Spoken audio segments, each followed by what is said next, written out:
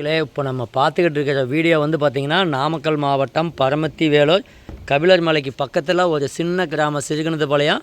அங்கே தான் வந்து பார்த்திங்கன்னா லோகுங்கிறவர் ஒரு 9-10 வருஷமாக இயற்கை விவசாயம் செஞ்சுக்கிட்டு வர்றாரு. அனைத்து இடுபொருளும் அவரே தயாரித்து அவரே காட்டுக்கு கொடுத்துக்கிட்டு வர்றாரு. எந்த ஒரு இடுபொருளும் அவர் வேஸ்ட்டு பண்ணுறதில்ல. வேஸ்ட்டான பொருளை விளை பொருள் ஆக்குவோம் அப்படிங்கிற ஒரு கான்செப்டில் பார்த்திங்கன்னா இயற்கை விவசாயம் செஞ்சுக்கிட்டு வர்றாரு. அதில் வந்து பார்த்திங்கன்னா மெயினாக இந்த நாட்டு மாட்டு சாணத்துலேருந்து பாக்டீரியாவை பிரித்தெடுத்து அவராக உரம் தயாரிக்கிறாரு. அதை பற்றி தான் இந்த வீடியோவில் பார்க்க போகிறேன்.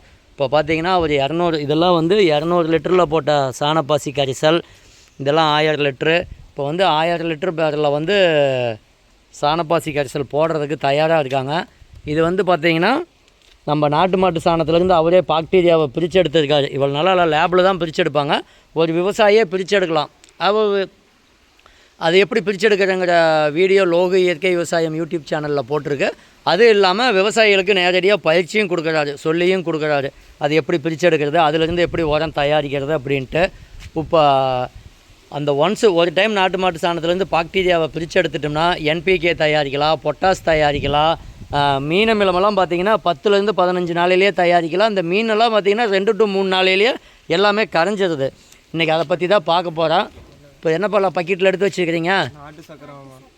நாட்டு சக்கரை. சத்தமாக சொல்லுங்கள். நாட்டு சக்கரமா? எதுக்கு இது? சாணப்பாசி தயாரிக்கிறது. சரி, இப்போ அதை வச்சு என்ன பண்ணுறீங்க? இது இப்போ வந்து இது வந்து 500 லிட்டர் 1000 லிட்டரு பேரல். அதுக்கு வந்து 10 கிலோ நாட்டு சக்கரை. சரி, இப்போ உள்ள கொட்டுறீங்க.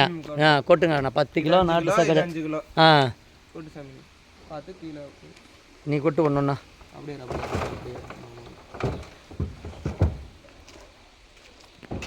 பார்த்தீங்கன்னா நண்பர்களே, இப்போ 10 கிலோ நாட்டு சக்கரை உள்ளே போட்டுக்கிட்டு இருக்காங்க.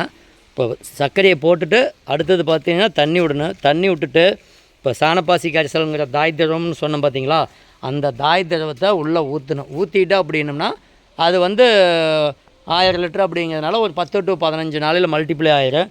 இந்த 200 லிட்டரில் போட்டிருக்குது பார்த்தீங்களா, இதெல்லாம் வந்து உங்களுக்கு 7 நாள் நல்லா வெய்ய அடித்தா 7 நாள், இல்லைன்னா 1 நாள் 2 நாள் முன்ன பின்ன ஆகும். இது வெயிலில் வளரக்கூடிய பாக்டீரியா. அதனால் பார்த்திங்கன்னா இது சூரிய ஒளி பாருங்கள் எந்த அளவுக்கு படுதுன்னு. வெயிலில் தான் இது வேகமாக வளரும். இதுக்கு கொட்டாயோ அல்லது நிழலோ எதுவுமே தேவையில்லை. இந்த மாதிரி இயற்கை விவசாயம் செய்கிறதுனால அவருடைய பயிரெல்லாம் பாருங்கள், கிழங்கு, அந்தட்ட மல்லி, ரோஸு, சம்மங்கி அனைத்து பயிரும் வச்சுருந்தாங்க. இப்போ பார்த்திங்கன்னா மல்லிகைப்பூ தெரியுதுங்களா, இது எல்லாமே இயற்கை விவசாயத்தில் விளையக்கூடியது தான். அவர் எந்த ஒரு பொருளையும் வேஸ்ட்டு பண்ணுறதில்ல. இப்போ பார்த்திங்கன்னா இதெல்லாம் வேஸ்ட்டான பொருளையெல்லாம் கொண்டு வந்து காட்டுக்குள்ளேயே தான் கொட்டிடுவாங்க.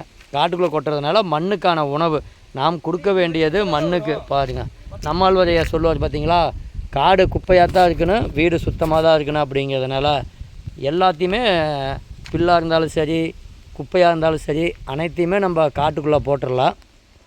போடும்போது அது மக்கி மண்புழுவுக்கு நுண்ணுயிரிக்கு உணவாயிரும், மண் வளமாயிரும், மண் பொதுன்னு ஆயிரும். அந்த மண் பொதுன்னு பண்ணுற வேலை தாங்க இந்த சாணப்பாசி கரிசல். இந்த சாணப்பாசி கரிசல் பார்த்திங்கன்னா மண்ணை பொதுன்னு பண்ணு, மண்ணில் உள்ள சத்து, காற்றுல உள்ள சத்து, சூரிய ஒளியில் உள்ள சத்தை பூரா செடிகளுக்கு எடுத்து கொடுக்கும். அதற்காகத்தான் இந்த கரிசலை பயன்படுத்துகிறோம். இந்த கரிசலை வச்சே நம்ம அனைத்து இடுபொருளும் தயாரிச்சுக்கலாம். இதெல்லாம் பார்த்திங்கன்னா மீனமிலம், இதுவும் மீனமிலம், இது வந்து என்பிகே, அது வந்து வாழைப்பழ பொட்டாஸ், இதெல்லாம் சாணப்பாசி கரிசல். பாருங்கள், புண்ணாக்கு கரிசல், இது என்பிகே. இந்த மாதிரி நம்ம தயாரித்து கொடுத்துக்கிறதுனால பார்த்திங்கன்னா நமக்கு செலவு குறையும். விலை விற்கலை, நமக்கு நஷ்டம் ஆகிப்போச்சு அப்படின்னு நம்ம சொல்ல வேண்டியதில்லை. விலை விற்கலனால நமக்கு செலவு இல்லாததுனால நமக்கு டன்னேஜ் சேர்த்தி வரும். மண் கெடாது, மண் நல்லா வளமாக இருக்கும். அப்படிங்கிற நமக்கு நல்ல ரிசல்ட்டு கிடைக்கும். இது மாதிரி தான் இயற்கை விவசாயம் இவர் பண்ணிக்கிட்டு இருக்காரு. பாருங்கள், இது மாதிரி நம்ம ஒவ்வொரு இடுபொருளும் நம்மளாக தயாரிச்சுக்கிறதுனால தான் நமக்கு ரிசல்ட்டு கிடைக்கிது. இப்போ அடுத்தது பார்த்திங்கன்னா சாணப்பாசி கரிசல் தாய் திரவம் உள்ளே ஊற்ற போகிறோம். இப்போ சர்க்கரையை போட்டாச்சு. தள்ளுப்பா சர்க்கரையை பார்ப்போம். சர்க்கரை உள்ளே போட்டாச்சா? பாருங்கள், சர்க்கரை உள்ளே போட்டாச்சு. இப்போ பார்த்திங்கன்னா அடுத்தது தாய் திரவம் நம்ம ஊற்ற போகிறோம். எப்போ பக்கெட்டில் என்னப்பா இருக்குது? இதுதான் சாணப்பாசி கரைசல், தாய் துருவம்னு சொல்லுவாங்க. இதுதான் மெயின் அது தயாரிக்கிறது. இது என்னப்பா? சாணப்பாசி கரைசல். ஆ, சாணப்பாசி கரைசல். சாணப்பாசி கரைசல் ஸ்பெல்லிங் சொல்லு. தாய் தரும். தாய் துருவம் சொல்லு. தாய் தரும். பொக்கிஷ மாதிரி அது விவசாயிகளுக்கு. கண்டிப்பாக எடுத்து ஊற்றுப்பா. இப்போ இதை ஊற்றிட்டு தண்ணி விட்டுருவோம். தண்ணி உள்ளே விட்டு நீக்கிவிடு. ஓகே, ஊற்று. அதை நீக்கி விட்டுக்கா. ஆ, ஏய் ஊற்றுட்டு பாருங்க. இதுதான் நம்ம தாய் தருவத்தை உள்ளே ஊற்றுறோம். சரிதாம்மா? ம்,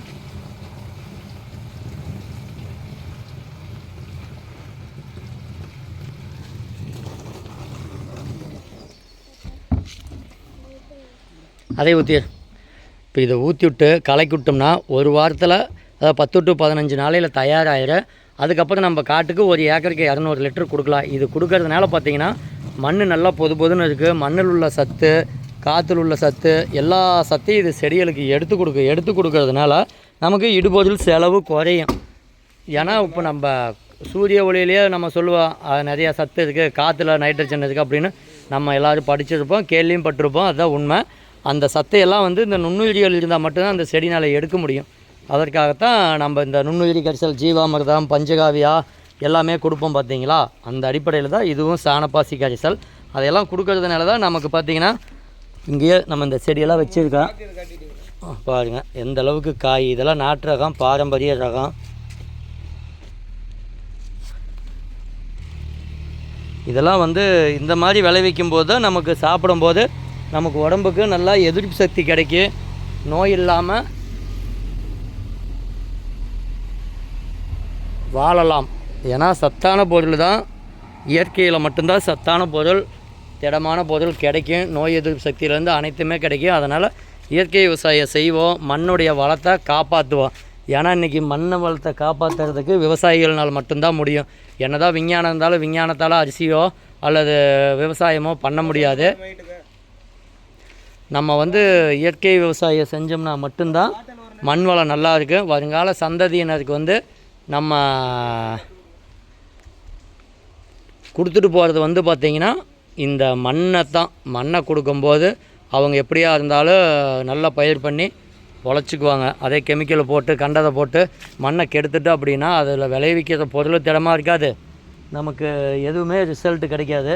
அதனால் யார் எது சொன்னாலும் சரி, இந்த புண்ணாக்கு, மீனமிலம், சாணப்பாசி கரைசல், எண்ணெய் கரைசல், நம்ம எண்ணெயை சாப்பிட்ற எண்ணெயை வந்து விவசாயத்துக்கு பயன்படுத்திகிட்டு இருக்கிறோம். அதுவும் நல்லா ரிசல்ட்டு கிடைக்கிது. அதெல்லாம் நீங்களே பயன்படுத்தி பாருங்கள். எது ரிசல்ட்டு நல்லா இருக்குதோ அதை வந்து நம்ம விவசாய நிலத்துக்கு பயன்படுத்திக்குவோம். ரிசல்ட் வரல அப்படிங்கிறத விட்டுட்டு போகலாம். இதை வந்து யாரும் வந்து அதை செய்யாதீங்க, இதை செய்யாதீங்க அப்படின்னு சொல்கிறதுக்கான வாய்ப்பு எதுவுமே கிடையாது. அதனால் விவசாயிகளான நம்ம தான் நம்ம காட்டுக்கு என்ன கொடுக்கணும் அப்படிங்கிறது தெரியும். இப்போ மழை காலத்தில் என்ன பயிர் வைக்கணும், வெய்ய காலமாக என்ன பயிர் வைக்கணுங்கிறது நமக்கு தான் தெரியும். அதனால் விவசாயிகள் வந்து இயற்கை விவசாயம் செய்வோம், அதுவும் செலவில்லாத விவசாயம் செய்வோம். நமக்கு நாமே இடுபொருள் தயாரிச்சுக்குவோம். அந்த மாதிரி செய்யும்போது தான் நமக்கு நல்ல ஒரு பலன் கிடைக்கும்.